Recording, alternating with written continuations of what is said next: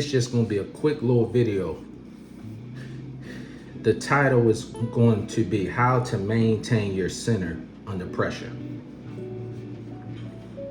I had a conversation with a younger guy, and he was telling me, just life, and he was wondering, how can he stay centered under the pressure, different things of life he's going through. And the analogy I told him was, it was two philosophers. One name is Schopenhauer, and the other one is Casanova. Now, we all heard of Casanova, the name, what it means. But the method behind that was, these two philosophers study women.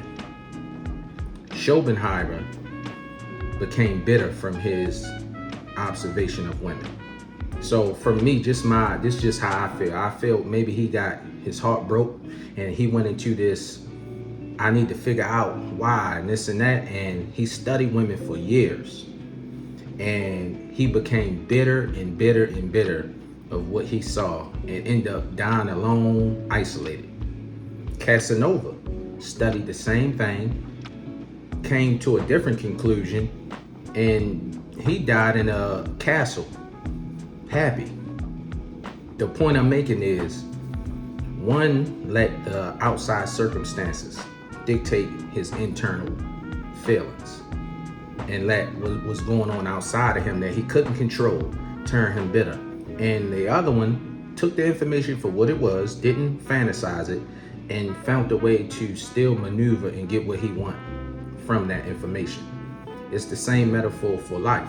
We all gonna go through stuff, and there's always gonna be something that may not go work out your way. But you have to learn to be centered in the heart of a storm, as my grandfather used to say. Meaning, outside of you should not be able to dictate the center, because you have to expect things may go a little bit out of your control.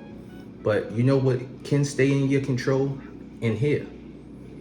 Even in the good times, you enjoy it, but in your mind, you prepare for whatever comes. In the bad times, you weather the storm and know it can't last forever. Same scenario. A lot of guys, especially these days, are becoming extremely bitter because of the nature of women, when it's just what it is. You can't take it personal.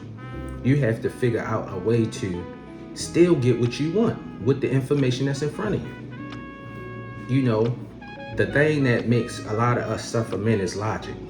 We apply logic to everything. It's just how we was made. It's embedded in our DNA for survival.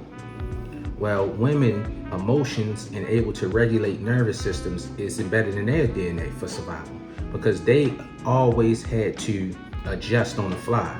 Meaning, if they were with a man, he died hunting, war, they had to make a critical decision that would last for their safety and their kids. Meaning, they had to adjust to what best fit them. Sometimes it means you may have to go with this guy that you don't really want to be with, but for your survival. This was going on in ancient times to war times to now.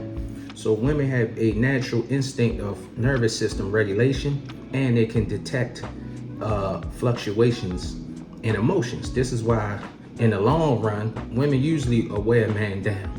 You talk to a married man 20 years, sometimes he be wore down, because women are marathon runners and men are sprinters. What you have to understand is the information that comes from that, you do with it what you need. You can let it turn you bitter towards women, like a lot of dudes, or you can understand the game and use it to still get what you want. And you use that for everything in life. Life is the same way. It's a metaphor.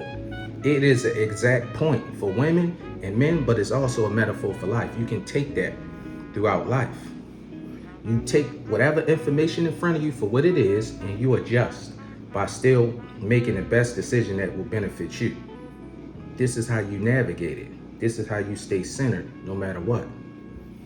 If you allow yourself to always react in an emotional way to whatever's outside of you, it shows you have a weakened frame. You have to be able to take information on the fly and adjust accordingly.